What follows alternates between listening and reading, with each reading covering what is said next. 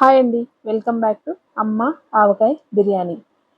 ఈరోజు మనం the best మిర్చి బజ్జీ ఎలా చేసుకోవాలో చూద్దాం. ఇది మా అమ్మమ్మ గారు చేసే రెసిపీ అండి. ఈ రెసిపీ ఎప్పుడు చేసినా హిట్టే. కొన్ని సింపుల్ టిప్స్ ఫాలో అయితే బజ్జీ సూపర్‌గా వస్తుంది. మీరు కూడా ఈ బెస్ట్ రెసిపీని ఎంజాయ్ చేస్తారు. మరి ఆలస్యం లేకుండా ఎలా చేయాలో చూద్దాం. ముందుగా ఒక బౌల్‌లో వాటర్ తీసుకుని అందులో కొంచెం ఉప్పు వేసి కలిపి పక్కన పెట్టుకుందాం. ఇప్పుడు బజ్జీ మిర్చి. మంచి బజ్జీ మిర్చి మిరపకాయలు సెలెక్ట్ చేసుకోవడం చాలా ఇంపార్టెంట్. మనకి ఇలా బజ్జీ మిర్చి అని దొరికే పొడవుగా మరియు మీడియం థిక్‌నెస్‌లో ఉండే మిరపకాయలను సెలెక్ట్ చేసుకోండి. మిర్చికి చివరన ఉన్న ఇలా ఎడ్జ్ కట్ చేసి మధ్యలో నైఫ్‌తో స్లిట్ చేసుకోండి. ఇలా స్లిట్ చేసుకున్న మిర్చిలో సీడ్స్ ఉంటాయి కదండీ! వాటిని మొత్తం తీసేస్తున్నా. నేను తీసుకున్న మిరపకాయలు కొంచెం కారం ఎక్కువగానే ఉన్నాయండి. మీరు మీడియం స్పైసీ ఉన్న మిర్చి తీసుకుంటే సీడ్స్ కొంచెం ఉంచి మిగతావి రిమూవ్ చేసుకోండి. మిర్చి చాలా కారంగా ఉంటే సీడ్స్‌తో పాటు లోపల ఉన్న వైట్ పోర్షన్‌ని కూడా రిమూవ్ చేసుకోండి. ఇలా చేస్తే కారం కాస్త తగ్గుతుంది. బయట వెజిటబుల్ షాప్‌లో కొన్ని మిరపకాయలు చాలా లావుగా లైట్ గ్రీన్ కలర్‌లో కనిపిస్తాయి కదండీ! అవి బజ్జీకి అంత సూటబుల్ కావు. అవి అస్సలు సెలెక్ట్ చేసుకోకండి.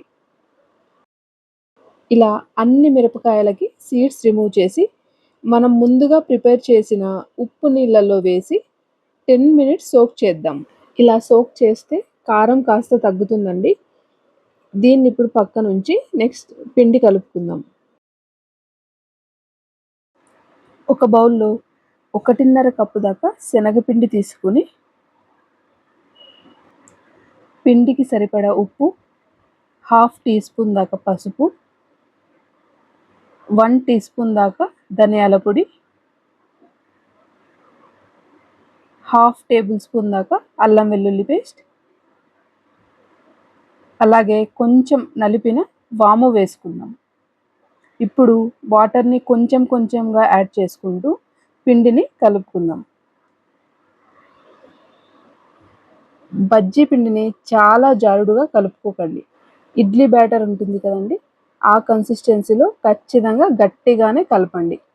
పిండిని మరీ పలుచగా ఉంటే మిర్చి మీద సరిగ్గా కోటింగ్ పడదు. ఫ్రై చేసినప్పుడు బజ్జీ చూడ్డానికి కూడా అంత బాగుండదు. ఇంకో ఇంపార్టెంట్ టిప్ ఏంటంటే ఫైన్ పౌడర్‌లా ఉండే రెడీమేడ్ శనగపిండి కన్నా కొంచెం బరకగా ఉన్న పిండి తీసుకుంటే బజ్జీ టెక్స్చర్ చాలా బాగా వస్తుంది. కుదిరితే శనగపిండిని మిల్లులో బరకగా పట్టించి తీసుకోండి. ఇప్పుడు హాఫ్ టీ స్పూన్ దాకా వంట సోడా తీసుకుని కొంచెం వాటర్‌తో కలిపి పిండిలో యాడ్ చేసుకుందాం. మంచి పిండి యూజ్ చేస్తే ఎక్కువ సోడా కూడా అవసరం ఉండదండి.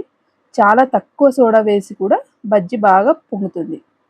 ఇప్పుడు ఇందులో వేడిగా ఉన్న నూనెని 1 టేబుల్ స్పూన్ దాకా పిండి మీద పోసి స్పూన్‌తోనే అంతా కలిపి పక్కనుంచుకోండి.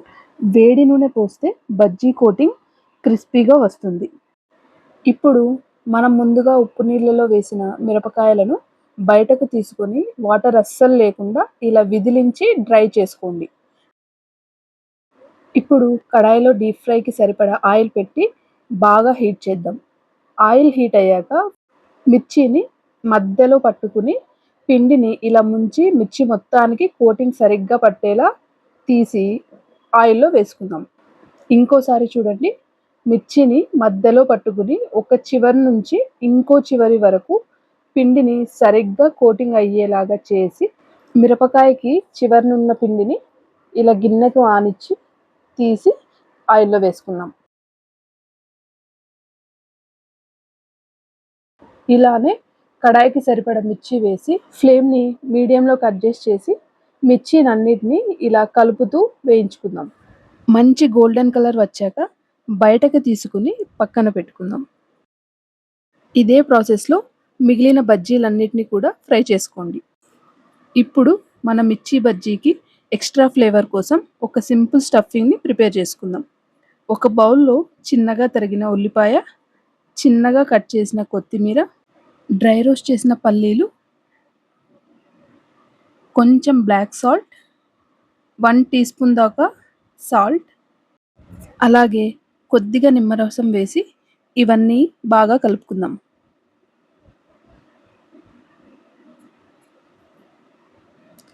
ఇలా కలుపుకున్న ఈ స్టఫింగ్‌ని ఇప్పుడు మనం ఫ్రై చేసుకున్న మిర్చి బజ్జీలో మధ్యలో ఆల్రెడీ ఉన్న గ్యాప్‌లో ఈ స్టఫింగ్‌ని బాగా ఫిల్ చేసుకుందాం. అంతే అండి. నేను చెప్పిన ఈ టిప్స్‌తో మీరు కూడా ఒక్కసారి ఈ మిర్చి బజ్జీని నా స్టైల్‌లో ట్రై చేసి చూడండి. ది బెస్ట్ మిర్చి బజ్జీని టేస్ట్ చేస్తారు. వీడియో నచ్చితే గనక లైక్ చేయండి. మీ ఫ్రెండ్స్ అండ్ ఫ్యామిలీతో షేర్ చేయండి. ఛానల్‌ని సబ్స్క్రైబ్ చేసుకోండి. Thank you.